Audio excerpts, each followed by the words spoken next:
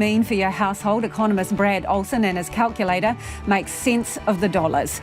Deadly Russian airstrikes hit a military base in Ukraine just a whisker from Poland's border, putting Europe further on edge, as Putin reportedly asked China for military help. But where ghost puppies and gadgets sold in Facebook marketplace scams, your money just gets spirited away. And with petrol prices pushing the limits, we test out pedal power. RNZ News at 5. Good afternoon. Ahi Marie ko Evie Ashton tēnei. Fuel taxes will be slashed by 25 cents a litre for the next 3 months, and public transport fares halved as the government acts to counter soaring petrol prices. The unprecedented move comes as the war in Ukraine and the global pandemic drive up the cost of living. The Prime Minister, Jacinda Ardern, says Cabinet is doing what it can to alleviate the pain at the pump. We are in a wicked, perfect storm, and it's a storm that's impacting people's lives. Just as it was our job to get New Zealand through the health crisis of COVID, it's our job to get them through this energy crisis too. The tax cut is expected to save up to $17 a tank and will kick in from midnight. It's estimated to cost about $350 million to come out of the government's COVID-19 war chest. A budget advisor says some people are going without food as the cost of living crisis takes hold. Fiona Govt from Auckland's Pakuranga and Howick Budgeting Service says as petrol and housing costs increase, people's food budgets are suffering. Anything in the budget that's flexible is supposedly the food budget, because people pay their rent first and they have to get to work and use petrol and things. So what they have left for food, it can be very sad. It's not doable. Fiona Govt says there's increasing demand for food banks, although that's a short-term fix and it's better for people to get debt repayments under control. Petrol prices have broken $3 a litre, while food was up more than 6% in the year to February. Close to 1,000 people are now in hospital with COVID-19. Today there are 952 people in hospital, with 19 in intensive care or high dependency units. Yesterday 896 people were in hospital, with 18 requiring intensive care. Currently, the average age of people in hospital is 58. 2 people with COVID-19 have died, while the number of new community cases is just over 15,500 today. The Ministry of Health says it's important for people to get vaccinated or boosted, get tested if you have symptoms, and register your rapid antigen test results. Only 209 of today's new community cases were from PCR tests. Russia has requested military equipment from China, according to US officials quoted in separate newspaper reports. The Financial Times and the Washington Post said the Russians had been asking Beijing for help since the Ukrainian invasion began. Here's David Willis of the BBC. The timing of Russia's reported request isn't known, nor is it clear what kind of weaponry Russia may have asked for. But US administration officials warned China that it would absolutely face consequences if Beijing was found to be helping Russia evade Western sanctions. America's National Security Advisor Jake Sullivan is due to travel to Rome today for a meeting with China's senior foreign policy advisor, but their pre-arranged discussions are likely to be overshadowed by a growing concern that China might be seeking to undermine Western efforts to help defend Ukraine. And the scrapping of orientation events at Canterbury University is being blamed for disruptive student parties at the weekend. Hundreds of people gathered at Ilam Field on Saturday night, leaving the site strewn with bottles and rubbish. Partygoers ignored COVID-19 guidelines, despite cases surging through the student community. Canterbury University Student Association President P.S. Crowley says students need a safe way to get partying out of their system at the start of the year. He says the association is planning to host Orientation Week celebrations once COVID guidelines are loosened. To sport, and the Hurricanes are confident they'll be able to field a side to take on the Chiefs in their Super Rugby match in Wellington this weekend. Its game against Moana Pacifica last weekend was postponed as they didn't have enough fit players due to COVID. New Zealand Rugby's pushed the game back a day to Sunday, and assistant coach Chris Gibbs says they're tracking nicely. We're desperate to play. We want to be playing at our home ground. If I was a betting man, which I'm not, but if I was, I'd say that we'll be sweet and we'll be ready to go. But you just never know. It's a day-to-day thing with this COVID, and you can't get too far ahead of yourself. But we are confident within the group that we'll be ready to roll. The Crusaders and Blues match in Christchurch will now be played on Saturday night instead of Sunday afternoon. American football quarterback Tom Brady will come out of retirement for a 23rd season in the NFL. The 44-year-old, who's widely considered the greatest player of all time in the sport, announced his retirement in January. 41 days later, he's opted to return for another season with the Tampa Bay Buccaneers. Arsenal's returned to the Premier League top four after beating Leicester City 2-0. And Indian golfer Anirban Lahiri held a one-shot lead at the Players' Championship when play was halted due to darkness in the middle of the third round at TPC Sawgrass Course in Florida. Organisers hope to complete the third and fourth rounds tomorrow. That's the news.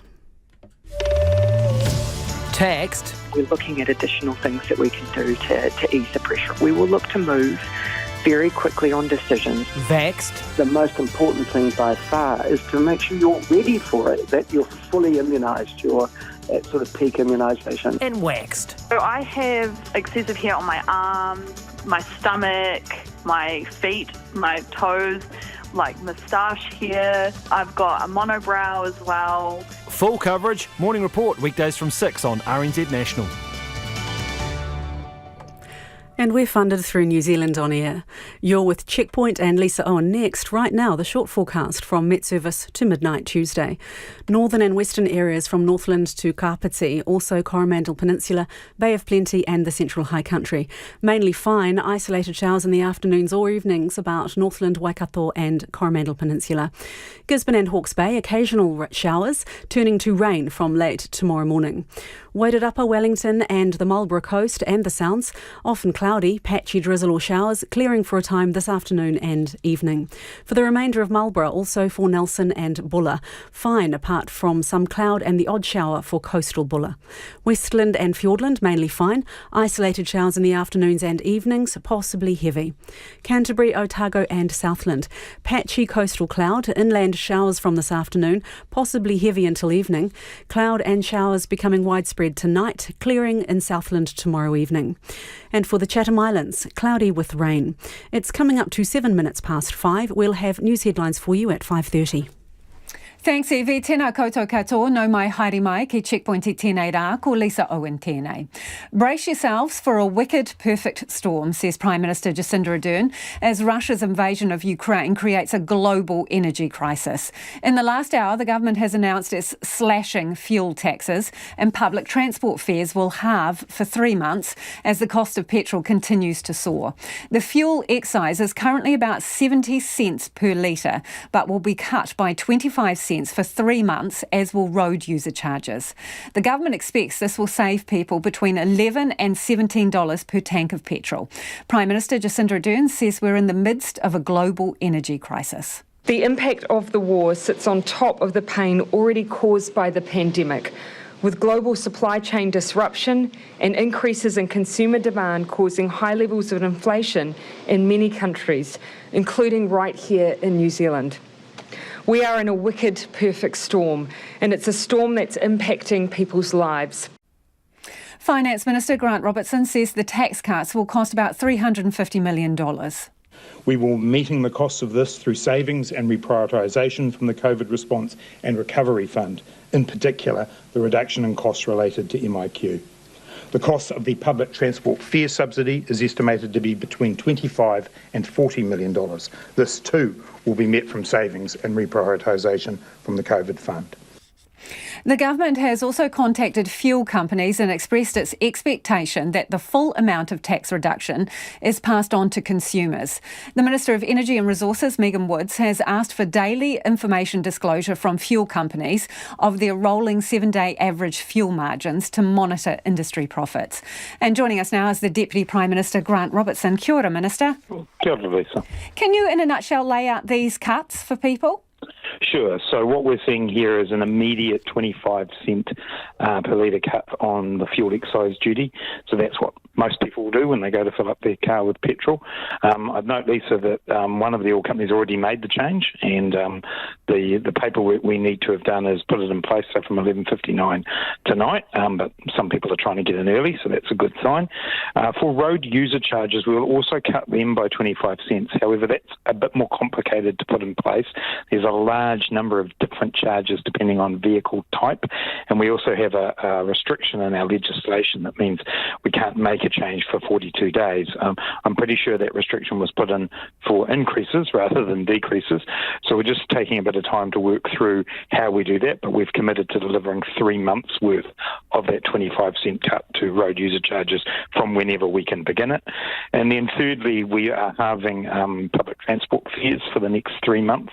There's a recognition here that, this is an opportunity to support people who use public transport who are also facing cost of living increases, and it goes towards our longer-term climate goals as well. We're going to review all of these changes before the 3 months are out. Obviously, in the public transport space, we've got the budget coming up, which we've signalled today will include moves around public transport as part of our Climate Emergency Response Fund. And in terms of the Fed and RUC changes, we'll review those before the 3 months are up, see where we're at. What we will be doing is eventually looking to phase them down gradually in line with prices stabilising or reducing. Okay, this is a pretty significant turnaround from some of the things that the government was expressing last week. Why did you make these changes? I mean, what changed?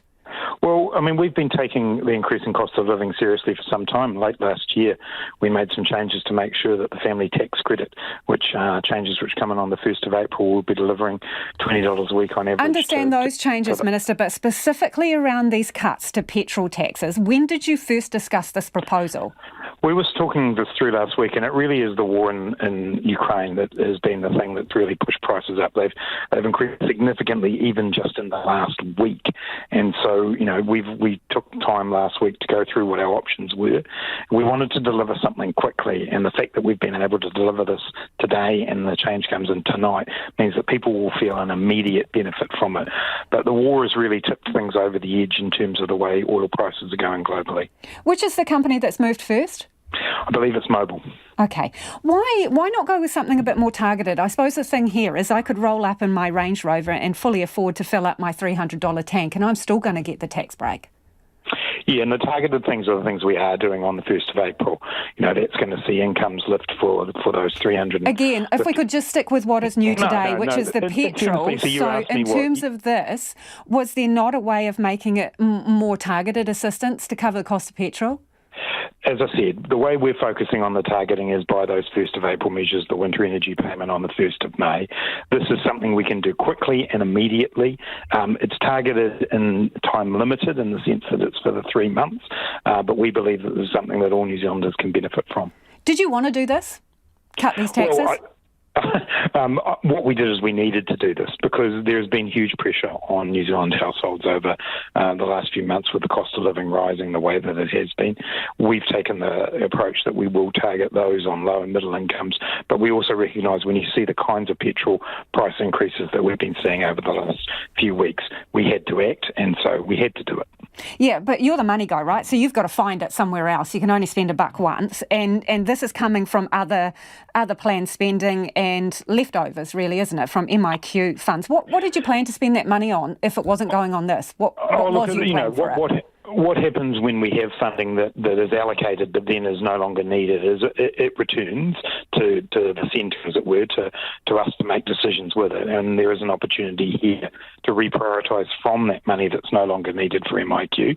We are constantly having to reprioritise, look where there are savings, and that all comes out in the wash at budget time. But we are in a position right now to be able to afford to do this. Is it borrowed money, this money that you're backfilling with? No, it's not. So it doesn't increase debt. Because it was already allocated in the budget. So what's your message to fuel companies about passing it fully on to customers? I think we've made that crystal clear today. We have a strong expectation that it will all be passed on. Minister Woods has been in conversations with the chief executives of a number of those oil companies today, and their response has been that they'll do that. And as we've indicated, someone's already done it in advance of it coming into force. And we will be tracking the data, as you indicated in your introduction, around the margins that they have. The global oil price is the global oil price. We can't control that. We can keep a close eye on the margins that the oil companies have in place, and we can do this because fuel excise duty is something we can alter quickly. Ultimately, though, it is likely that oil prices will continue to rise. So how long before you think this saving actually gets swallowed up by that continued movement upwards?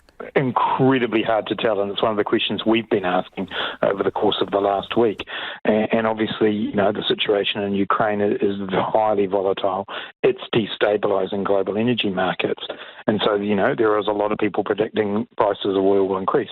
Equally, nobody can predict the future on the war. Nobody can predict the future on whether increased oil supply might come out of other parts of the world.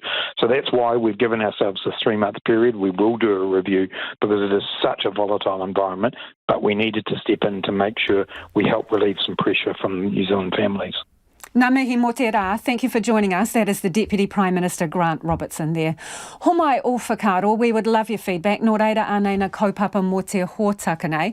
What do you make of this? 25 cents immediately, well, from 11.59 tonight, but one of the companies has apparently moved straight away, and another 25 cents when they can get through those changes. So in total, 50 cents a litre off. The government has moved to make those cuts, saying the price of living. They were aware of the fact that petrol was getting really expensive for some people. Let us know your thoughts. Not targeted though, so people who can afford it, well, they get the discount as well. Pātui mai, text me on 2101, tweet us at Checkpoint RNZ, or email checkpoint@rnz.co.nz. It is 16 minutes past 5.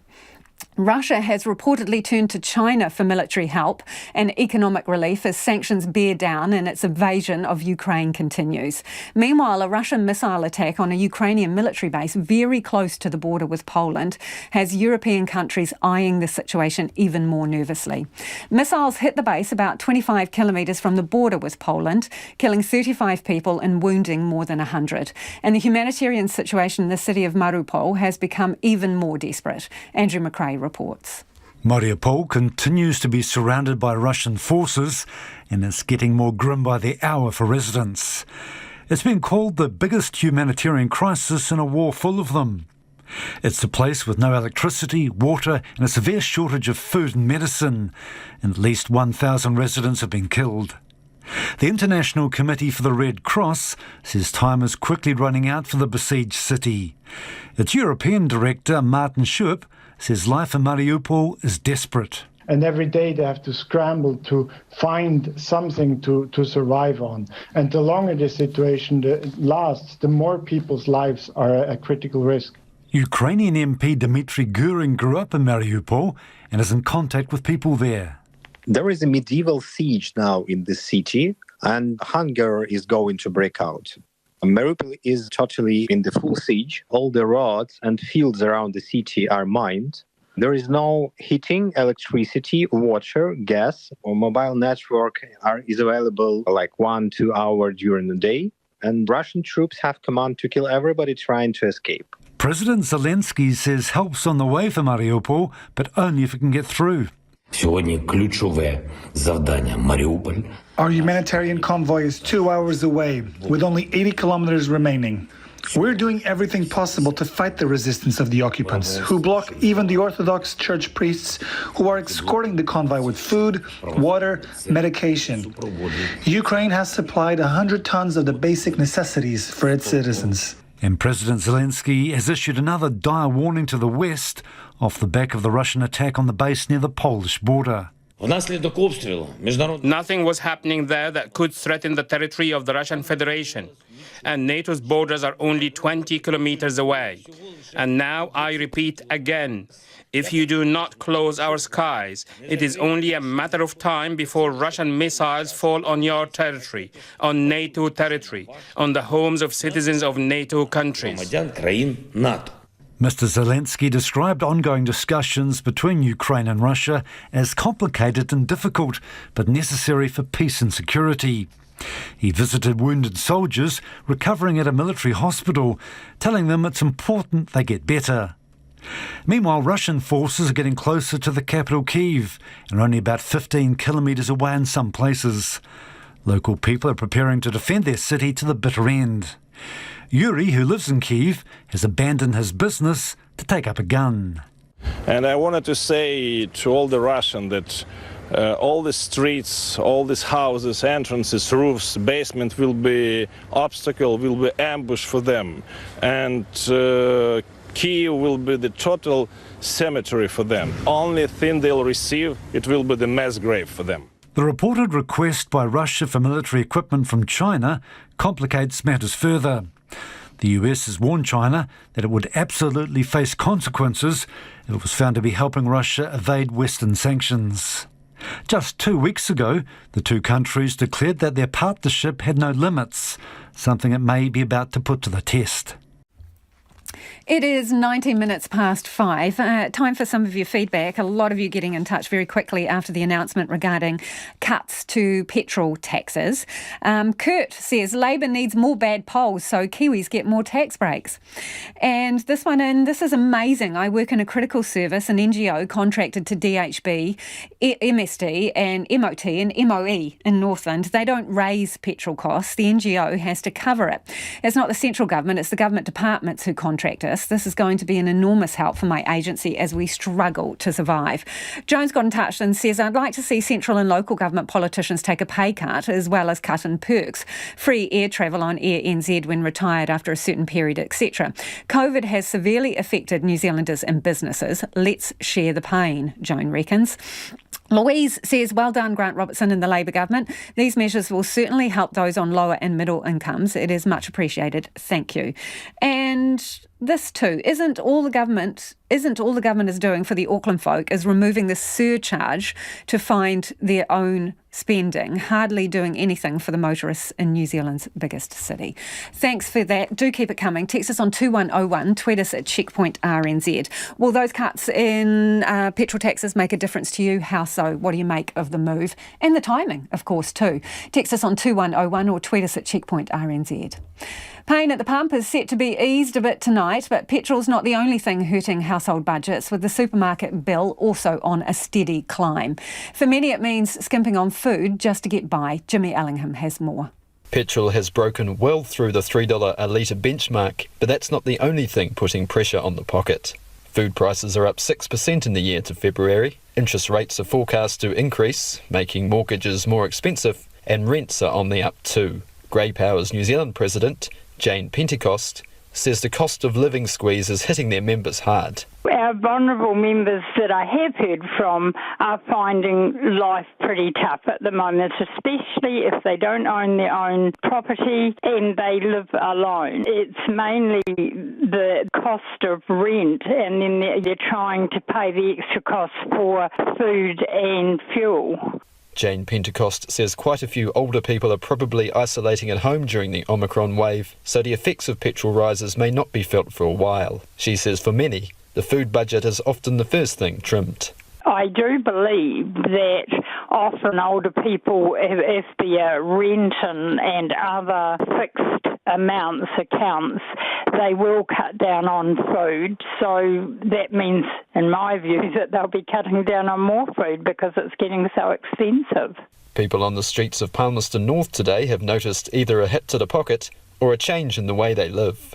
We just buy what's necessary and leave it at that. And as you can see, we walk to where we need to go, so it doesn't cost any petrol. We accept that it's an inevitable consequence of what's happening, so we get on with it. Well, I'm not driving as much, trying to take the bus more, and being very careful budget-wise. The price of fuel is making quite a difference. I live out of town, so it costs more to come into town. And there are similar sentiments in Napier. Well, it's got a lot to do with COVID and the war, really, and inflation. There's not much you can do about it at this stage. It's getting a bit scary every time you go to the supermarket. The prices seem to have gone up further. It just seems that every time you go in the supermarket every week, your bill is higher than it was the week before. Fiona Govender has been a budget advisor at the Pakuranga and Howick Budgeting Service in Auckland for 4 years. She says more people sought budgeting advice after the onset of COVID-19 2 years ago, and numbers have kept increasing. They're people from all walks of life. Fiona Govender has also noticed that the food budget suffers when other costs rise.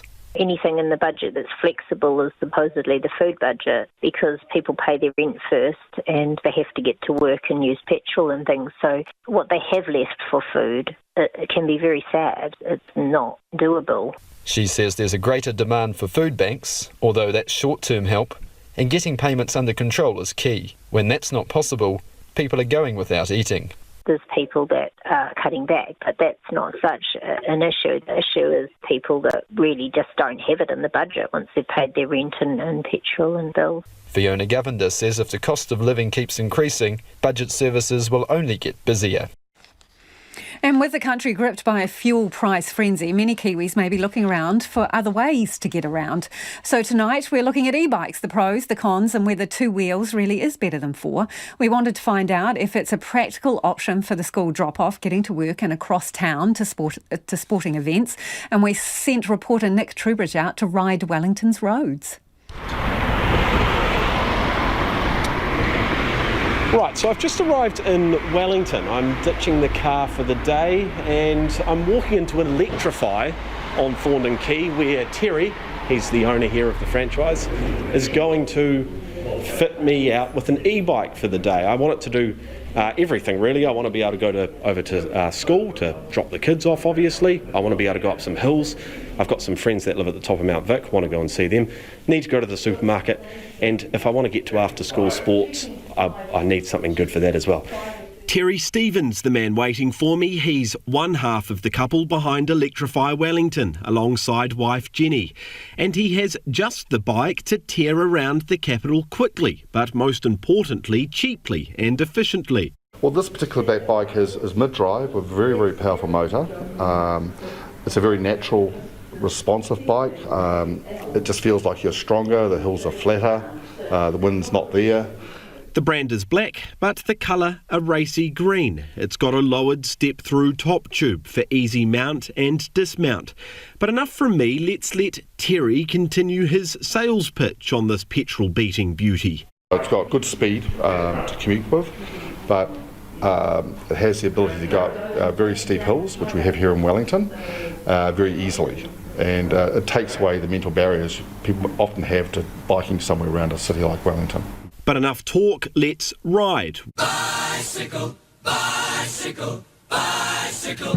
Wind in the hair, smile on the dial, petrol price panic, no longer a worry. I rip down Thorndon Quay, passing traffic as it slows into Upper Featherston Street, a left-hander into Bunny, and a right onto Jervois Quay, around the bays to my old stomping ground. Right, so I've just pulled up to St Patrick's College in Evans Bay. That sort of completes the school run exercise with the bike. All in all, only about, 20 minutes all up from Thorndon Quay all the way over here to Evans Bay. I went round the bay, some beautiful cycleways there, almost separated all the way round from the road. And battery life, I'm still on full bars. But now for a real test, one suggested by Terry himself. Pretty much all the customers that come in here, when we ask them what they want to do, they often talk about riding around the bays or whatever, but I say, where do you live? And they say, well, the top of Roseneath, I'm up in Corey. There's always a hill at one end of the trip or other in Wellington, and you need a bike that can cope with that, to take that issue away. So back out on the road, I decide to go big, boosting the bike up to its highest setting and dropping a few gears as I reach the base of Mount Victoria. A steep 2.4 kilometre climb awaits, but before I know it, I'm at the lookout. About 6 minutes 30 from bottom to top, so pretty quick really. I've ridden up here on a push bike and it's an absolute slog. A bit of news to report, I've lost 1 bar of battery, but I'm just looking at my kilometres so far. That's from Electrify to St Patrick's College and then St Patrick's College to Mount Vic Summit. It's up at about 11-12 kilometres, so only 1 bar down but 12 kilometres down as well. And then it's off to work, into RNZ on the terrace. I'm just going to look at the kilometres between the top of Mount Vic and RNZ Wellington to give you a bit of an idea of what my time's like. So it says on a bike it would normally be about 17 minutes. I reckon I did it in just under 15, battling a bit of traffic. As for kilometres, 4.4 Ks. 4.4 Ks in just under 15 minutes. Then it's across to Te Whaia Sports Ground in Newtown for post-work sports, and then back to Thorndon New World, where it's time for a quick battery check. All in all, battery conservation, excellent. I've still got well over half of my battery left. Pretty impressive, you'd have to say, and not a cent spent on any fuel. In fact, this model has a range of up to 90 kilometres, but this isn't an ad. Let's talk limitations, because there are a few. If there aren't separated cycleways, riding in traffic can be a bit hairy. Plus, if your kids can't fit all of their gear into pannier bags and backpacks, the cycling school bus may not work. Another point. This test was done during an abnormally pleasant Wellington day. Sideways rain and gale force winds may have you looking for your car keys instead. And Terry says there are a few other things to look out for. You need a strong supplier behind the bike. You need to know that there's an organisation with lots of parts, support, technical knowledge. It's not wise to buy a bike that's just come in a container from overseas without really a support network within the country to addressing the issues that may arise. And finally, price. They ain't cheap, but nor is fuel. So let the debate begin. Petrol or pedal? Nick Troubridge there on two wheels on an abnormally pleasant day in Wellington.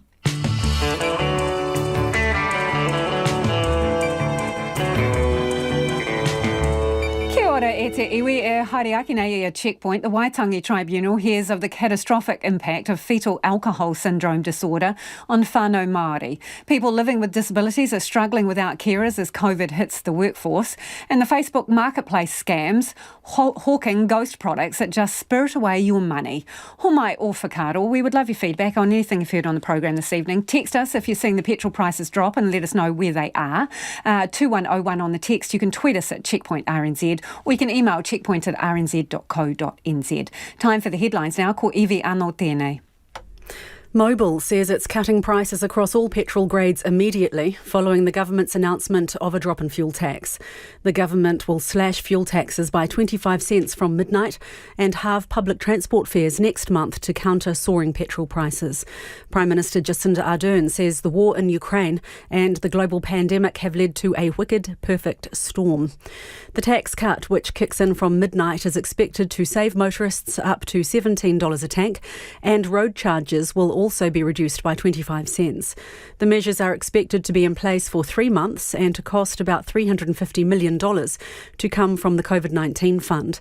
Energy Minister Megan Woods has warned fuel companies she expects the full amount of the tax cut to be passed on to motorists and will monitor industry profits daily. Auckland may be past the peak of Omicron, with almost 3,000 fewer cases today than a week ago. Canterbury University epidemic modeller Michael Plank says nationally the country is close to reaching a peak of COVID-19 cases. But the number of people in hospital with the virus continues to climb, with hospitalisations in Auckland rising from 520 last Monday to 605 today. There are now nearly 1,000 people in hospital with COVID-19, including 19 in intensive care. That's up from 896 people yesterday. 2 people with COVID-19 have died, and there are just over 15,500 new cases today. The Waitangi Tribunal has today heard about the catastrophic impact of fetal alcohol syndrome on whānau Māori. The tribunal is looking at Māori with disabilities, mental health problems and alcohol, tobacco and substance abuse. Claimant Dr. Cheryl Smith today described the immense barriers her family faced getting support. And US officials quoted in separate newspaper reports say Russia has requested military equipment from China. China's embassy in Washington says it's not aware of the request. Those are the headlines. Our next news and weather is at 6. Kia ora rā e hoa, no mai hoki mai. This is Checkpoint, ko Lisa Owen tēnei. It's time for business now. Ko taku hoa e nai nei, ko Nona Peltier. Nona, the country's largest, third biggest fuel retailer actually, this is Gull Petroleum, is getting a new owner. Who's buying it up? Well, some people may remember that Ampol has been trying to buy Z Energy, and one of the things that it's had to overcome is its ownership of Gull. So it's going to sell it all things being approved, to an Australian investment firm called Allegro Funds. Now, they're not a stranger to New Zealand. They own a few other things already, such as Toll Global Express, Hannah's, and the #1 shoe store, as well as the Carpet Court. This is a bigger investment, though. $572 million is what they're prepared to pay for it. And Gull has, 112 fuel stations, a terminal, and some other assets. And so if the deal goes ahead, that's going to be the owner, and Ampol is going to take over Z Energy if all things happen. $2 billion is that price tag, so it's a lot more than what they're getting there for Gull. Interesting times for that industry because, of course, we've just heard all about the new regime for petrol prices. Yeah, we have. And there'll be more after the business news too, Nona. Let's move on to housing, because this is a really interesting turnaround. So who's the market favouring now? It's favouring buyers at long last. For the long-suffering buyers market, they are now able to take their time, shop around. More product on the market than there's been for a long time, taking longer to sell as well. And there's price pressure in the big market of Auckland, and which is seen as a bit of a bellwether for the rest of the country. So we'll see what happens there. But basically, house prices slowed. The growth in house prices has slowed. And the sentiment is definitely changing. So the number of properties sold, it rose 49% in January. That was 5,500, well, almost 5,600 properties sold.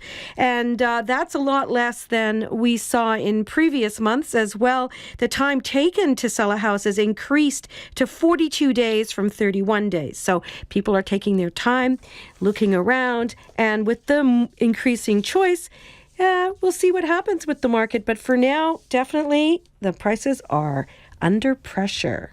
And speaking of markets, the other one, Nona, what numbers do you bring? Yeah, good ones, actually. The market closed down just 16 points, and given the volatility in global markets, that's not too bad. At 11,805, that's the market, the NZX Top 50 Index. Now, the dollar is a bit mixed today. We're down slightly against the U.S. dollar, which isn't surprising with the U.S. Federal Reserve expected to raise interest rates there this week. And that's at 67.8 U.S. cents. And we're a little bit stronger against the Australian at 93.5 and steady against the British pence at 52.1. Thanks, Nona. Ka kite, Nona Peltier there with Business News. The government is knocking 25 cents off per litre of fuel excise tax for 3 months, with the change coming into effect tonight. And will cut a further 25 cents a litre from road user charges for a 3-month period, dates to follow. It's also slashing public transport fares in half, again for 3 months. Looking earlier today, a litre of 91 at Auckland petrol stations, the prices ranged from $2.93 to $3.37 a litre, and approximately 45% of the petrol price is tax. The pain at the pump is expected to increase, though, with an uncertain world market and heavy sanctions on Russian oil. Joining us now is AA's Principal Policy Advisor, Terry Collins. Hi, Terry. What do you make of the move from the government? Well, the AA and its members welcome the move by the government to reduce the fuel excise duty by 25 cents, to take the equivalent off the road user charges, and to make a contribution towards the public transport fares. So where will that put us? The first 25 cents happens overnight, right? So are we back how many weeks to where prices were? Where does this take us back to? We're extremely volatile right now, but it does take us back about maybe 3 weeks a month. But really what it is it's not just the 25%, but we put GST on top of that. So for somebody who's got a 50-litre tank, they will pay they will save $14.37 on that tank, and that's a fairly substantial saving. What we're also very pleased about is, given that we need so much work done in our roading, that the decision to reduce the fuel excise duty will not impact on the National Land Transport Fund. So that means that our roading projects and our maintenance can continue unimpeded. And for that, that's good news. So, but Terry, you can only spend $1 once, right? So that money, well, it's coming from somewhere else. They're having to redirect it. It is. They're reprioritising. They're looking at savings that they made elsewhere. But ultimately for us, we think we've been underinvesting in roading for a long time. And so any decision that doesn't impact on the funding is a good decision. So 3 months they're giving it to us initially for, right? How long do you reckon the volatility in the market is going to last? Because 3 months doesn't seem that long. It doesn't, but what it does allow is other decisions to be made within that 3-month period. So we could see prices continue to fluctuate, but it still has the ability to readjust the decision depending on what those circumstances are. So Terry, do you reckon they're going to have to hold this government discount for longer? Right now, it's the most difficult thing you could imagine about the pricing which is occurring. They've got this high volatility that's running around. You've got a number of other factors that are coming to play. So the other thing is, given the volatile market, how long do you think this discount will actually last? Before it is sucked up by the price of oil going up again? Well, I think the prices that we're getting, we're starting to see some stability come back into the market. What I'm seeing now is prices stabilising around anywhere between $109 and $113 a barrel. And they're relatively small fluctuations, where a week earlier we were seeing 13% increases, 10% reductions, massive up and down. And so we're starting to get a bit of a smoothing of the market right now. Are other things going to get cheaper? Because petrol is not just you driving your car around. It kind of touches on almost everything that's in your fridge or gets delivered to your house. So would you expect this to filter down further? Say again, Terry, we just lost you then. Sorry. Are you there, Terry, or have we just lost you? I think we've lost Terry there. A lot of you have been getting in touch, though, so let's get to some of your feedback. Fiona's got in touch to say, I'm beside myself with happiness about the half-price public transport. Does this mean I can get a monthly pass for $107.50? Well, the headline seems to suggest you can. Let us know if it's not that. Forget the petrol tank. Get on your bike, bus, train and ferry and your walking shoes, says Fiona. Carl says the removal of excise tax to improve the affordability of carbon-emitting petrol proves once again that the government isn't serious about climate change. I suppose that's a point. So the government says, global warming is a top priority for it, and we've got a tax break for petrol. Another person says our bulk diesel supplier put the price up last Friday by 33 cents a litre. Price applies for all deliveries this week. And Felix says, would like to see more support on biking, though. Get us completely off oil, more bike lanes and subsidised bikes, please. Do keep your feedback coming, 2101 on the text, or tweet us at Checkpoint RNZ. It is about 19 minutes to 6. The Waitangi Tribunal has been told about the catastrophic impact of fetal alcohol syndrome disorder, or FASD, on whānau Māori and the neglect of the Crown in addressing access to support. The Tribunal is looking at Māori with disabilities, mental health and issues of alcohol, tobacco and substance abuse. 32% of Māori live with a disability and face disproportionate levels of alcohol-related harm. Marnie Dunlop has been following the hearing. I'm going to talk about our whānau today, and I'm doing so. I haven't actually publicly spoken about this before, so bear with me. And I'm doing so in the hopes that others will not have to suffer what we have been through. Our failures as a country to deal with FASD have had catastrophic impacts for us as a whānau. That is Dr. Cheryl Smith sharing the story of her whānau. 3 of her mokopuna have been diagnosed with fetal alcohol spectrum disorder and other whānau with symptoms consistent with the disorder.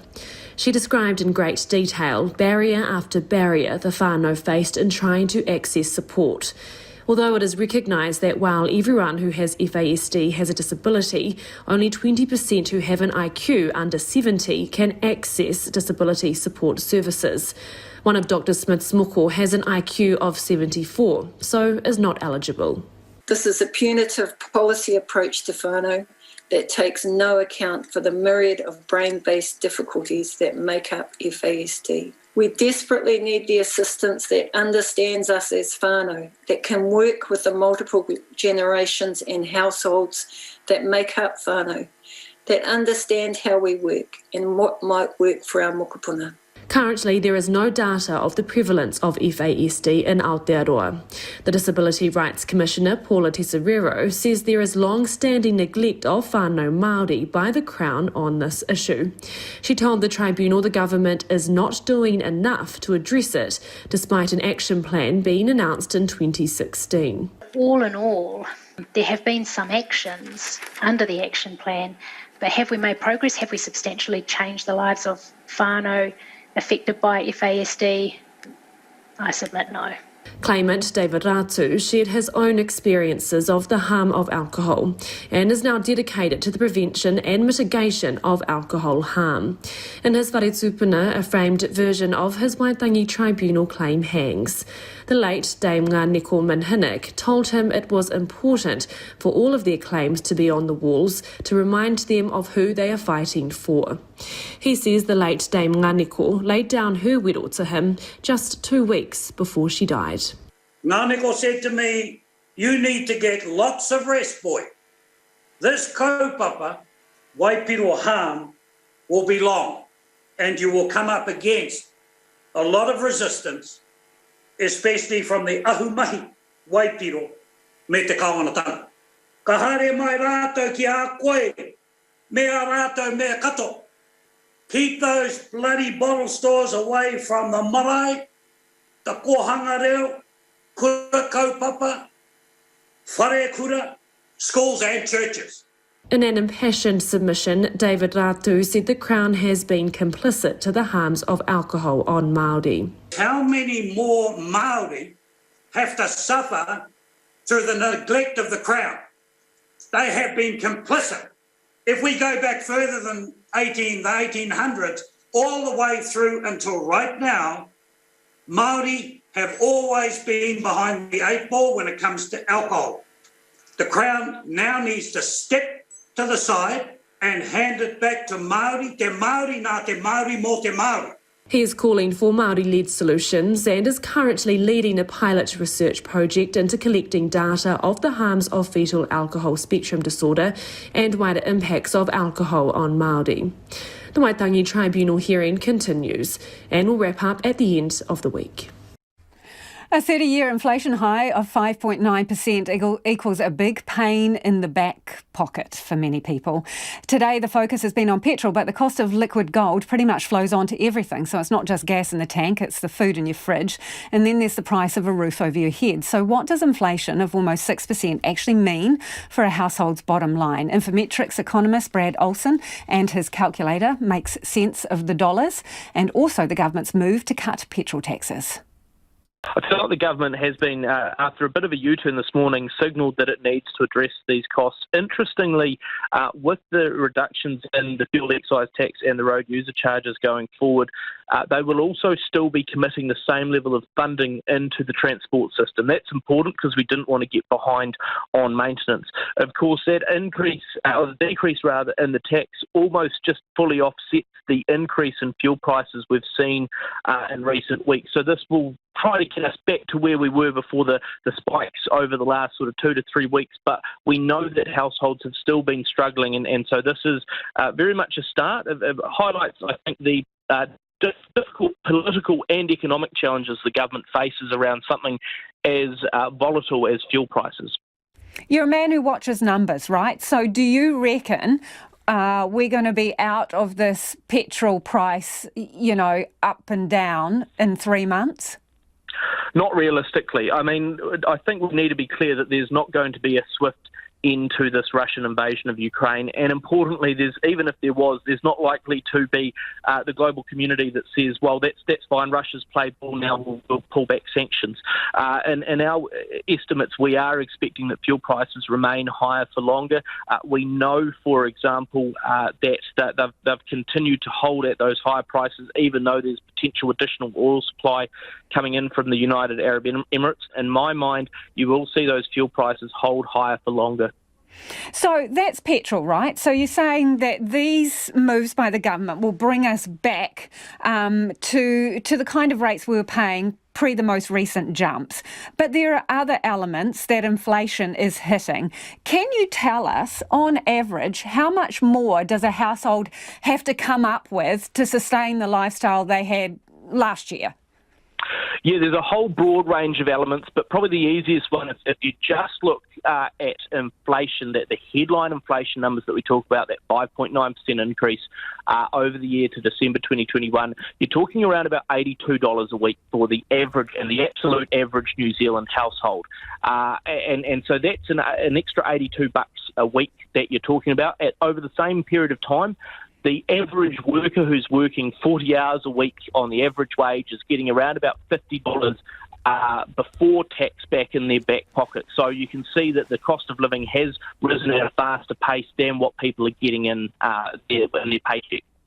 So if the government wanted to pull some levers to make it better for people, what would be the obvious ones? And I'll tell you this, Brad, every time we have this conversation, people text us and say remove GST from food. What would be the simplest, easiest thing that the government could do to ease pressure on the cost of living? Well, I think to be honest with you there, we need to come up with what the problem is that we're seeing. And if the problem is that we have, general high prices for everyone, let's be clear, those have sort of always been there. Yes, we know that there are challenges with households making ends meet at the moment. That's presumably mostly at the lower end. And if that's the case, if we know that lower income Kiwis are hit hardest, we should use the usual methods of either providing additional tax benefits or credits at the lower end, or increasing benefits generally if we think that's the case. What we're seeing at the moment is what happens when not only have that global war, you have a massive economic upheaval from the COVID-19 pandemic, you have supply chain disruptions at the same time as we've still got some incredible amount of money being poured into the system by the Reserve Bank and similar. The unfortunate and the very harsh but realistic way that you get these sort of things under control is that you would have to increase interest rates, actually. And look, I mean, we look at something like a GST removal or similar. That would say to the government, look, you haven't got as much cash. You can't provide as many services to people. And you've got then the difficulty, particularly with trying to remove GST from food, that you've got over in other parts of the world where, chicken breast might be GST exempt, but a cooked chicken might still attract GST. Or if you go to the restaurant, a chicken still might have GST on it. It becomes very, very complicated and actually costs you as a country a lot more in administration, tax lawyers and similar than you actually get to families themselves. I feel like we've got to have a much better discussion about what the problem is that we're finding here, because again, even today's change to petrol prices is applying to absolutely everyone. Those people who are earning a few $100,000 a year, yes, their fuel's more expensive, but that's not necessarily the problem. They can change their spending. We've got to be very tight on what the problem is here so that we can design the right solutions. So, Brad, should it have been more targeted today? Well, I think that would be my preference. We've got to be realistic that the problem that most people are picking up, even if they're not saying it directly, is that those lower income Kiwis are being hit hard. We know, looking at some of our assessments, that a low income household is paying an extra $36 a week in general cost. Beneficiaries are paying an extra $30 a week. Remember, those benefit increases are only about $20 a week extra. So all of that is suggesting that it is being concentrated at the lower end. What we also know is when it comes to inflation, when it comes to these huge costs of living, those who have more money are able to adapt better. So in my mind, the focus here is much more on people on the lowest incomes. Again, if we think that there are bigger challenges to all households around the country, we need to have a much better discussion than just cutting the taxes, because at the moment what we're seeing here is that we are deciding to make the tax pie smaller. That means that either the government can't fund as much, or it's going to have to borrow. That is the simple fact of the matter, and I don't know if it's actually what New Zealanders want to see at the end of the day. Brad Olsen there, and it's 8 minutes to 6. An attack overnight on a Ukrainian training base has brought the war in Ukraine the closest yet to a NATO member country. Russian missiles hit the base about 25 kilometres from the border with Poland, killing 35 people and wounding more than 100. It's an escalation of the war in the west of the country. Russia's defence ministry says the airstrike had destroyed a large amount of weapons supplied by foreign nations that were being stored at the sprawling training facility, and that had killed up to 180 foreign mercenaries. The US Secretary of State, Antony Blinken, has condemned the Russian attack. CNN Oren Lieberman's reports. The attack on the Yavoriv military base is the closest Russian attack to a NATO member. The barrage of missiles hit just about 11 miles from Poland, killing at least 35 people, according to the Lviv military administration, and wounding more than 100 others. Russia's full-scale invasion of Ukraine grows more destructive by the day. Near the city of Mykolaiv on the Black Sea, 9 people were killed in a Russian bombardment, according to the regional administration. And satellite images show the city of Mariupol burning. Russia has besieged the city for days, Ukrainian officials say, leaving hundreds of thousands without power and water. Nearly 2,200 people have been killed there since Russia's invasion began, according to the city council. Ukrainian President Volodymyr Zelensky says help is on the way, if it can get through. Our humanitarian convoy is 2 hours away, with only 80 kilometers remaining. We're doing everything possible to fight the resistance of the occupants, who block even the Orthodox church priests who are escorting the convoy with food, water, medication. Ukraine has supplied 100 tons of the basic necessities for its citizens. Among those killed in this war, American journalist Brent Renaud. Russian forces shot him outside of Kyiv, according to regional police. Another journalist was wounded.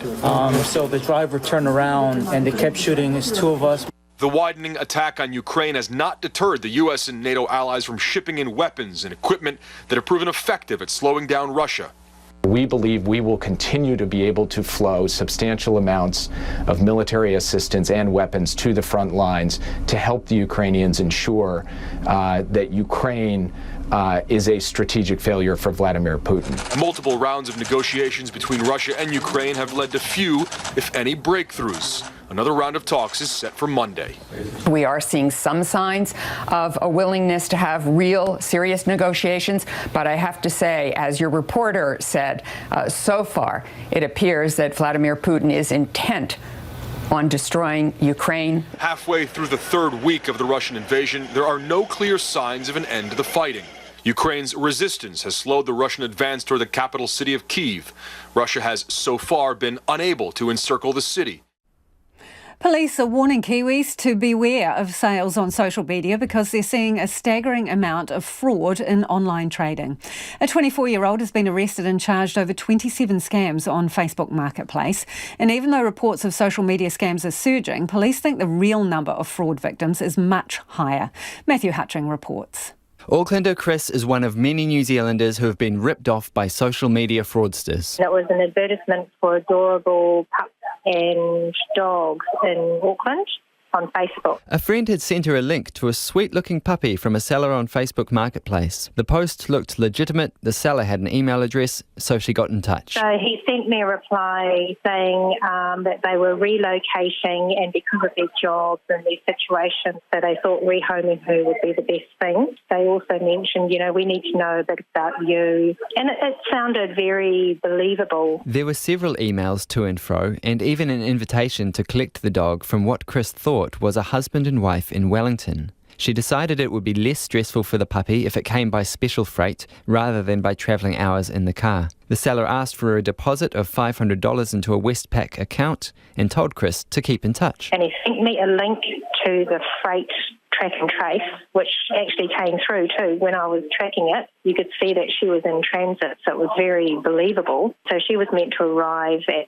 6 p.m, came about 7 o'clock. I was thinking, okay, this isn't good. The dog never arrived. Instead, Chris got another email asking for more money for a better travel crate, and at that point she realised she had been scammed.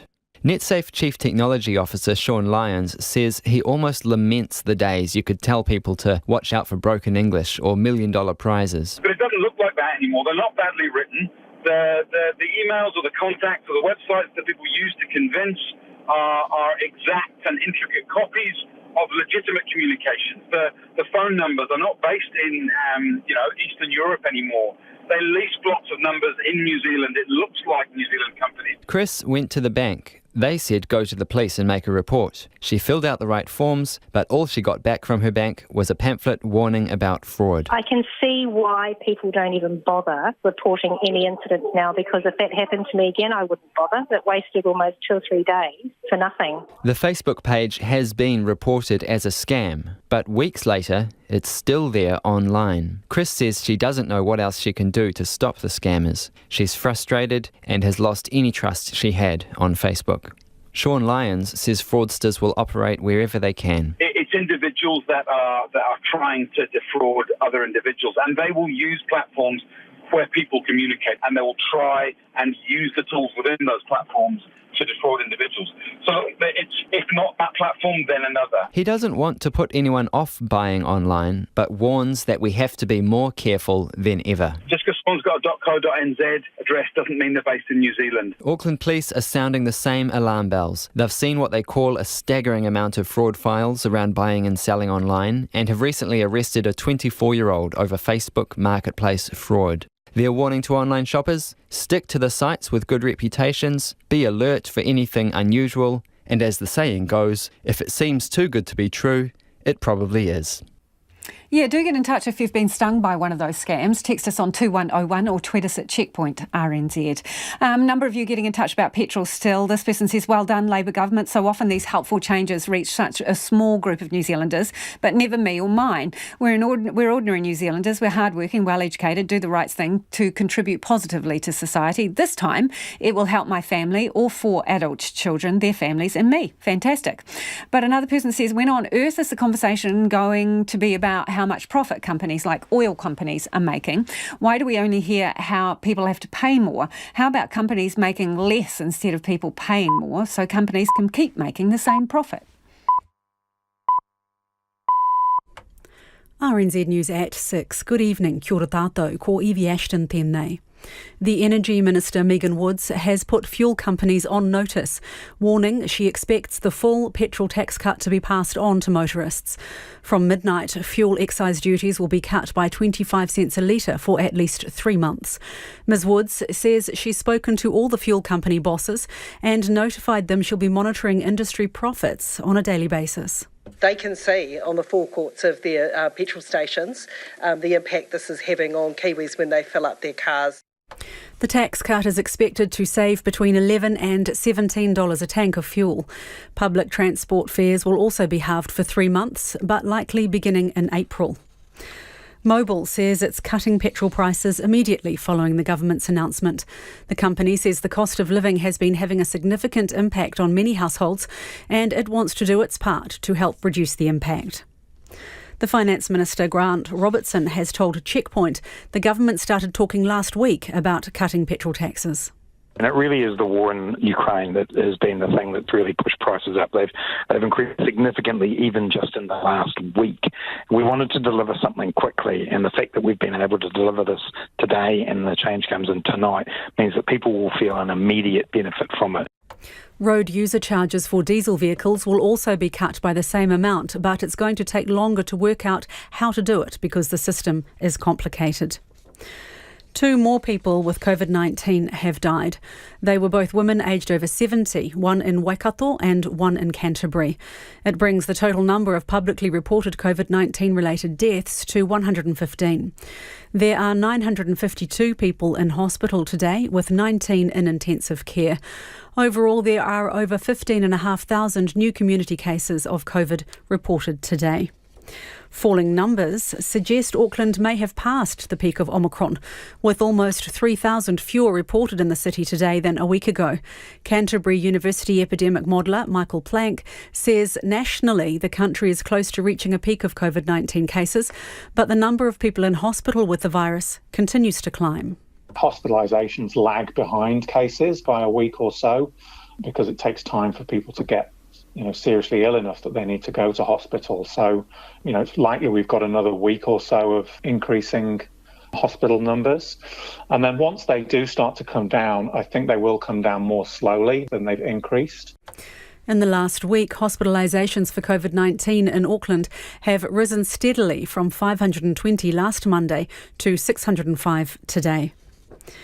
Ukrainian President Volodymyr Zelensky says he hopes to be able to meet soon with Russian leader Vladimir Putin.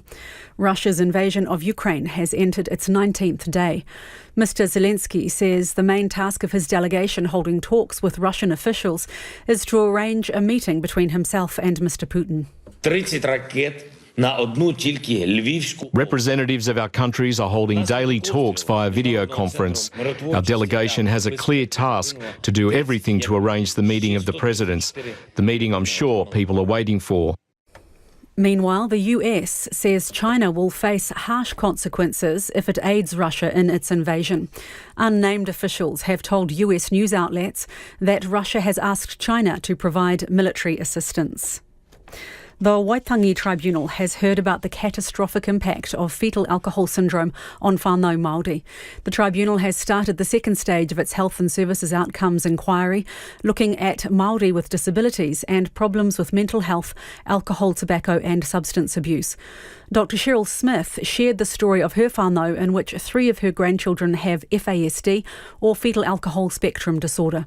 She told the tribunal of the barriers over 16 years her family has faced in getting support. Dr. Smith is calling for amendments to disability support services to whānau with children who have FASD. And a former Australian soldier has told a Sydney court that he saw war veteran Ben Roberts-Smith machine gun a man outside a Taliban compound in Afghanistan. The soldier was giving evidence at the defamation trial launched by the Victoria Cross winner. Ben Roberts-Smith denies allegations of unlawfully killing a person at an army compound in 2009. He's suing 3 newspapers over stories published in 2018. The ABC's Jamie McKinnell reports. A former SAS soldier codenamed Person 24 has told the court during a 2009 mission he saw Mr. Robert Smith march a man outside a Taliban compound, drop him on the ground and shoot a burst of machine gun fire into his back. He said Mr. Robert Smith returned inside and recalled turning to a comrade and asking, "Did we just witness an execution?" Mr. Robert Smith previously told the court a man killed that day was an armed insurgent he engaged legitimately. And that's the news. Tonight on Nights, exploring the cross-cultural language of knots with Wai Ching Chan and Tessa Moonga.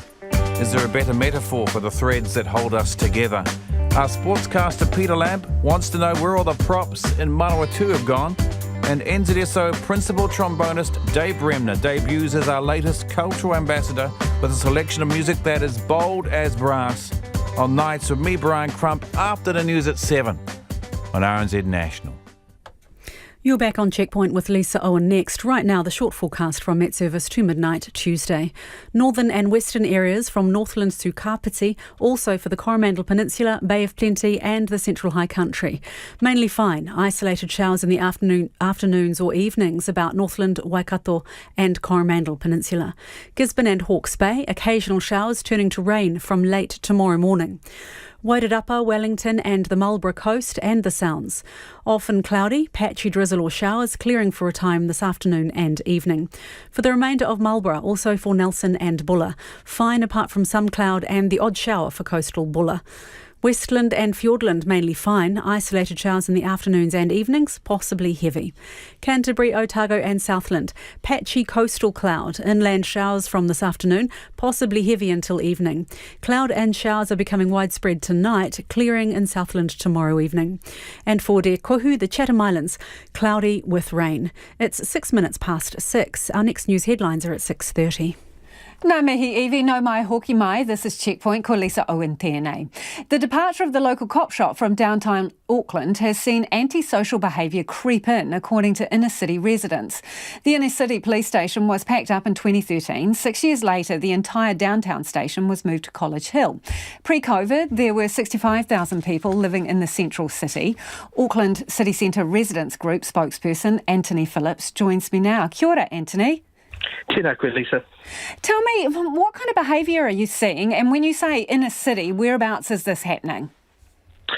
When we talk about the city centre, which was formerly understood to be, in the old days, the CBD, it's the area within the motorway network and bordering the sea. In terms of, I guess, the hotspot trouble, some areas are largely, well, they're all over the city really, but they're largely in the downtown pockets. And what kind of behaviour are we talking about? Behaviour you and I probably don't engage with after hours, but we're talking behaviour largely influenced from alcohol use and drug use and the associated activities that go with the consumption of those things. So are you just talking disorderly behaviour, or is it escalating beyond that? Well, I'm sure yourself and your listeners would have seen a lot of the behaviour that has made it to the media, but as residents, and certainly also the business community, have seen a raft of incidences that have happened that haven't made it to media. We're talking a range of micro aggressions to some, substantial incidences which have involved firearms and knife crime.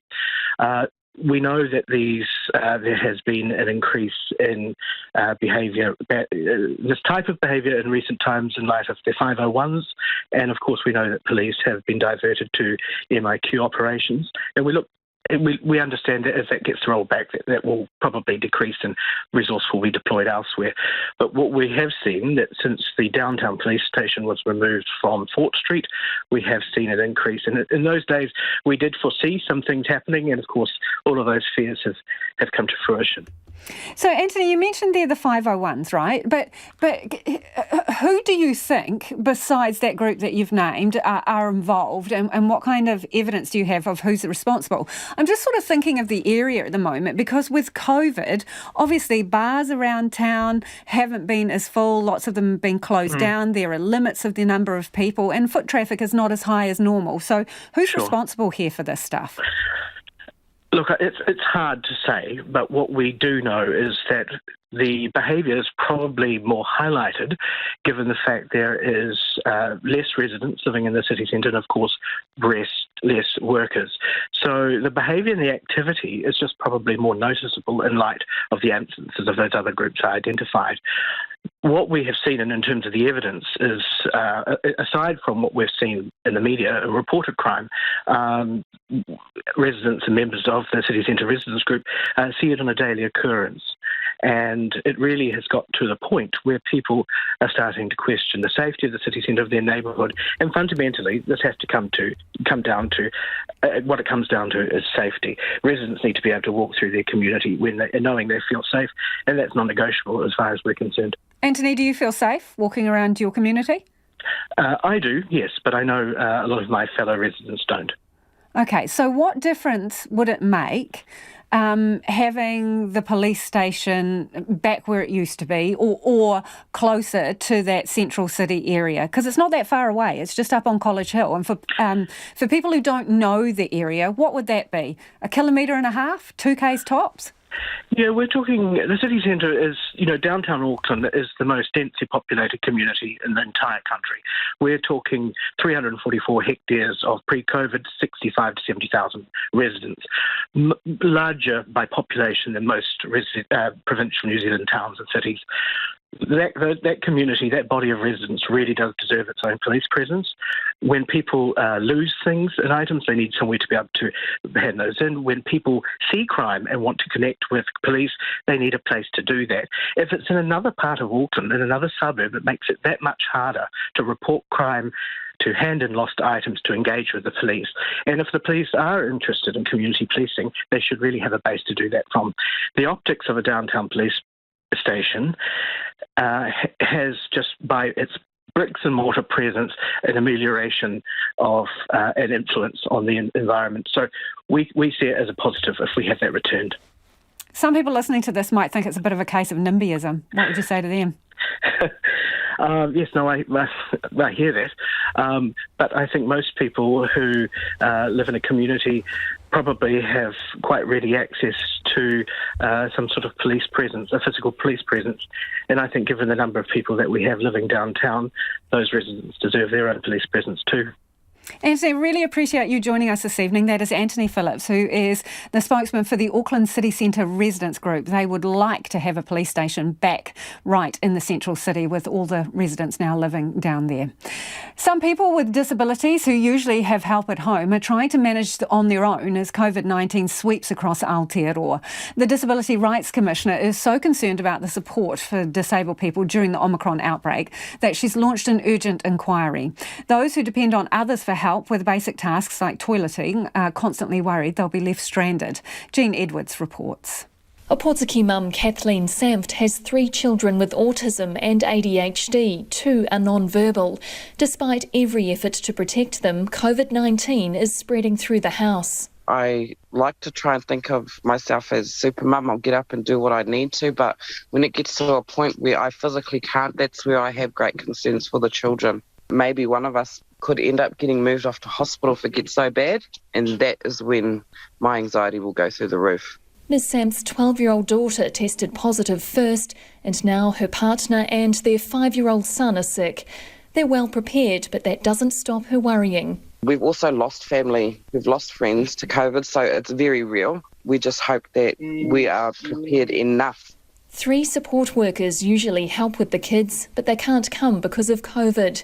That's a constant worry for people with disabilities who need help with some of life's most basic tasks. Rachel Mullins uses a wheelchair and has a team of support staff who come to her Christchurch home to get her up in the morning and back to bed at night. I couldn't get out of bed without them, but I also probably couldn't go to the toilet either. So, if nobody was able to come, I'd be stuck in a wet bed, which wouldn't be pleasant. She worries about her carers being forced to isolate, getting sick or unwittingly bringing the virus to her door. Chances are there won't be a place for me in the hospital because the hospitals will be potentially overrun.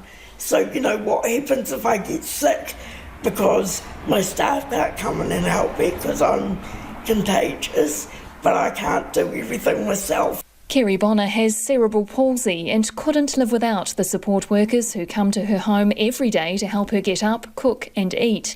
She's blunt about the consequences of being left to fend for herself. I wouldn't survive. In the absence of any targeted advice from the Ministry of Health, Ms Bonner has devised her own plan, including buying staff PPE. They want to know what I'm doing to prepare, but with no sort of guidance on pretty much making enough as they go along. She feels the weight of the health and safety responsibility to her staff. There should be more support for those of us who receive Ministry of Health funding to keep us alive. The Disability Rights Commissioner will examine the continuity of essential in-home services as part of her inquiry. It is 16 minutes past 6 and you're with Checkpoint on RNZ National. Ooh, a lot of feedback on the e-bikes. Our Nick Truebridge borrowed one and had a bit of a tiki tour around Wellington to see how it would go. This, actually a few of you want to know how much that bike cost that Nick was using. It was $4,600 for that one, so not cheap, but there are cheaper models available through Electrify that are closer to the $2,500 mark. This listener says, my real Wellington e-bike experience is much better than your piece indicates. Mid-Karori to CBD, 8 minutes, reverse trip in 15, need rain gear only about 10 times a year. Oh, I don't believe you. 10 times a year? Come on. And on the wet days, the bike is even quicker proportionately than public transport. Rain gear 10 times a year. Brent's texted in to say we've had e-bikes for the last year. They have turned Auckland into Amsterdam, easy to get to work, shopping and visits. Our car stays in the garage. And another person says e-bikes should be allowed on Auckland Harbour Bridge. Yeah, because that's really the one big downer, isn't it? You're separated to one side or other. Though not everyone is convinced about e-bikes. This person says, how do you do a school run on an e-bike? A school run means taking or picking up children with their stuff, multiple children. Where are they going to sit? Okay, tell us, if you use your bike for the school run, how many kids you carry. We'd love to hear from you, especially if you're doing multiple drop-ups, how you handle it. Yala has emailed and says, we've been living without a car and biking everywhere since 2020, and it's really not as difficult as people think. It's also often faster than busing and only slightly slower than driving, and there is no parking costs.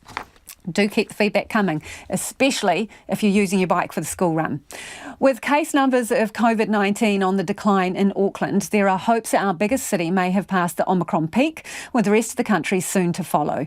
But with 15,500 new cases announced today, 2 deaths and almost 1,000 people in hospital with the virus, scientists are saying there's still some way to go. Samantha G has the details. The number of COVID-19 cases has been dropping since last Tuesday, when they reached a high of 23,894 new infections.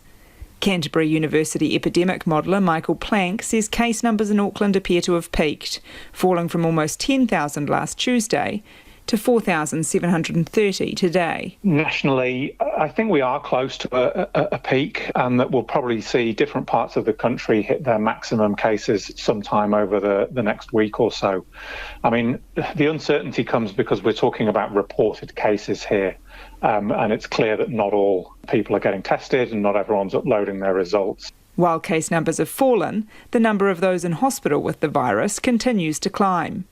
In the last week, hospitalisations for COVID-19 in Auckland have steadily increased, from 520 last Monday to 605 today. Hospitalisations lag behind cases by a week or so because it takes time for people to get seriously ill enough that they need to go to hospital. So, it's likely we've got another week or so of increasing hospital numbers.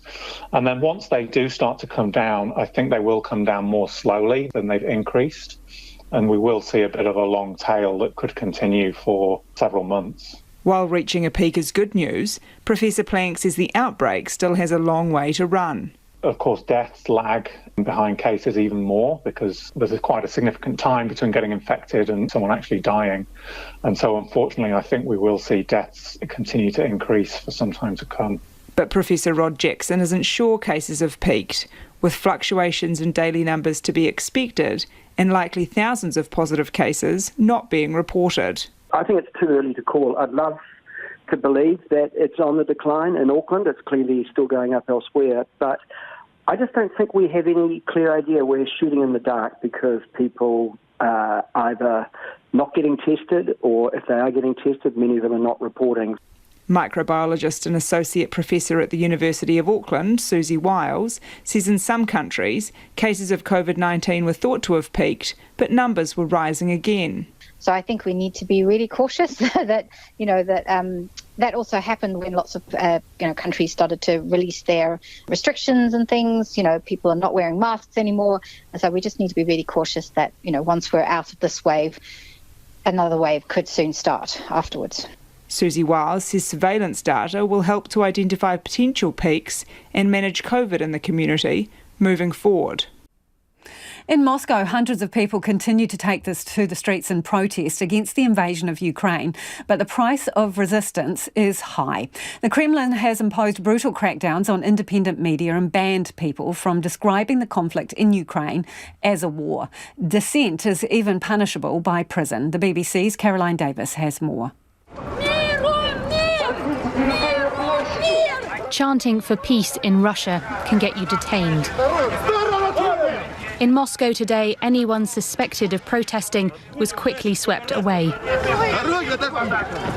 The atmosphere here in the square is really quite tense. It's quite obvious that the police officers are outnumbering the protesters by far. And at the moment you just see a sudden surge in activity, and then the police will run, grab people and then carry them and put them into the police vans behind me. This location had been shared on social media, so the police were prepared. While the press were tolerated, some tried to stop us filming too closely. Get back, this officer shouts. Even wearing a yellow press vest didn't stop some from being taken by the police. Holding flowers in the square was enough for this woman to be questioned. She was released without charge. She doesn't want us to use her name. But I don't think it's a good idea. Because in a quiet street away from the protest, she tells me that with each passing week, it becomes harder. The further it gets, the more police and fewer people. So it's, I guess people get quite demotivated to go out. I go because I haven't been arrested yet, so I can afford it, kind of. And if I do, then for the second time, I will not go out just because it's going to be a criminal record then. And so I go for now. Around Russia, some are still protesting against what the Kremlin calls its special operation in Ukraine. Since the end of February, thousands of people have been detained for protesting so far. But in a country of over 140 million, these are not mass movements. In Moscow, the authorities are taking no chances, with columns of police vans, barricades and document checks. In President Putin's Russia, there is no space for dissent. So far, about 1.7 million refugees have fled from Ukraine to neighbouring Poland. Many are travelling to big cities to stay with families and friends or moving on to other European countries. But small Polish border towns are often the first point of entry and they are struggling with the numbers. The BBC's Mark Lowen has been to Zamość to look at the situation there. Well, the kicks are high and the punch is straight. But for these Ukrainian children, it's an environment of peace because they're enjoying a karate class set up for the new arrivals. For this hour at least, their trauma replaced by enjoyment. And these kinds of initiatives equip them with the resilience and distraction they need to process what they're going through. Some here have fathers fighting for real back home, like cousins Daddy and Sasha. The emotions make it hard to feel settled. In Poland, it's very cool here, but we want back home because home is home. When we in these activities like a karate class or something else, we forget about war on the moment, but when it ends, we remember again and we understand we must do all what we can do to help our people in Ukraine. The class takes place in the eastern Polish town of Zamość. Its beautiful World Heritage Centre, dotted with Renaissance churches and coloured facades, is a far cry from the horror unfolding across the border. But it also knows the cost of oppression. Almost half its pre-war population were Jews. Most of them were killed. And while the mayor, Andrzej Wnuk, says the echoes of history have made locals welcoming to these refugees, it has its limits. Polish people seem infinitely ready to give, but it will end one day. We thought we would get support from the government and the EU, but we were left alone. We need financial help, or the quality of our hospitality will drop drastically. Well, the kitchen of the Renaissance Hotel in Zamość is full of incredible smells. There are huge pots with soup bubbling away, fruit compote, spare ribs. And this is all being cooked to take to the Ukrainian refugees. They've stopped cooking for the hotel here and they're just delivering the food to the new arrivals. The owner here is Damian Poterucha. It's nice to see this. It's nice to see this. I can't believe that Polish people can do it like this. You weren't expecting it? Yeah, it's very nice. How long could you continue doing this for, do you think? I think from this day it will be maximum 2 weeks. And after that? I don't know. Now I'm thinking only about these 2 weeks, and after 2 weeks I will think about it. He delivers the food to the reception centre, a converted school, where up to 5,000 people are arriving each day. They're registered and given a bed in the sports hall if they need, but they're also encouraged to move on elsewhere in Poland. Maps on the wall show routes to larger cities to reduce the choke point here. In the space of a fortnight, small towns across Poland have been transformed into refugee hubs. This is already the biggest movement of people since the Second World War, and as the fighting in Ukraine escalates and moves further west, Zamość is wondering how much longer it can cope. Dame Jane Campion has taken away the award for Best Director for the movie The Power of the Dog at the Baftas held in London. The movie was also named Best Film. Here's the BBC's Katie Razzle. As some of the movie industry's best-known faces came together inside London's Royal Albert Hall, celebrating film took centre stage. Know what we should do? Period Western The Power of the Dog left with top awards for Best Film and Best Director. Cook it right there on the coals. Though its star lost out to Will Smith for Best Actor. Neither Will Smith nor The Power of the Dog director Jane Campion attended the ceremony. Benedict Cumberbatch collected the award on her behalf. Yes, so Bafta, I'd like... Oh, no, damn it, that's my speech. Oops. Joanna Scanlon beat off Lady Gaga and others for Best Actress for her role as a Muslim convert, uncovering her dead husband's secrets in Afterlove. We have to thank Bafta, we have to thank the BBC, BFI, Lottery for making small films get made. Thank you, thank you. Best Supporting Actress went to Ariana DeBose for a big film, West Side Story. And in the Best Supporting Actor category, history was made by Troy Kotsur in Coda as a deaf father whose hearing daughter wants to sing. He's the first deaf actor ever to win a Bafta, and he had an idea for what's next. Have you considered maybe a deaf James Bond? 008? The sci-fi epic Dune took away the most awards, 5 in some of the technical categories, and Kenneth Branagh's Belfast won Outstanding British Film. All hail the streaming revolution, but all hail the big screen too. It's alive!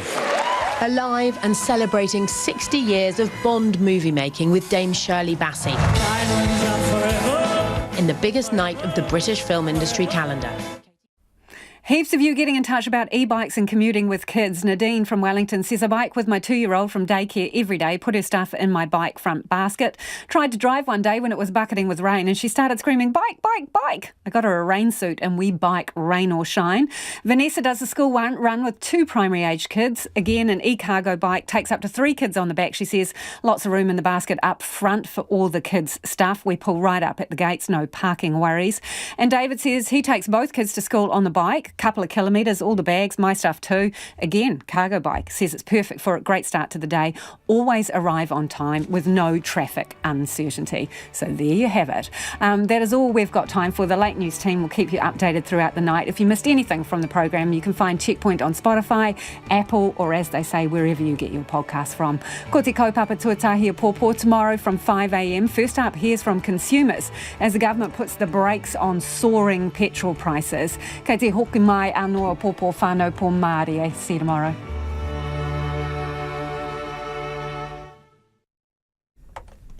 RNZ News headlines. Kia ora tātou, ko Evie Ashton tēnei. The government is cutting fuel tax by 25 cents a litre from midnight and will also halve public transport fares and reduce road user charges. Mobil says it's implementing the government's tax cut immediately, dropping prices across all grades of petrol. There are 15,500 new community cases of COVID-19 today, another 56 people with the virus in hospital and 2 more deaths. And diplomatic efforts to end the war in Ukraine are stepping up, with Ukrainian and Russian negotiators set to resume talks. Those are the headlines. Our next news and weather is at 7. This morning on First Up, Central Auckland businesses told us how they're coping now that restrictions have eased. Oh, shocking. So yes, and yesterday and the day before were record days, record lows. And Professor Michael Baker had some cautiously optimistic news about this Omicron wave. The good news in New Zealand is that we do appear to have peaked. In Auckland, it looks like 9 days ago, the rest of New Zealand about 5 days ago.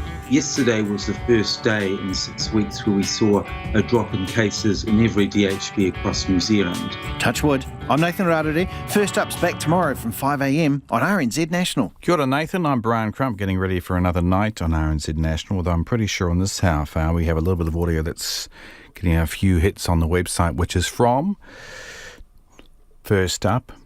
First up on my show after the news, a couple of artists who have made an exhibition based on knots. Ko tahe te aho ka whaiti, ki te kapuia e kore e whati. Means one strand of flax is easy to break, but many strands together will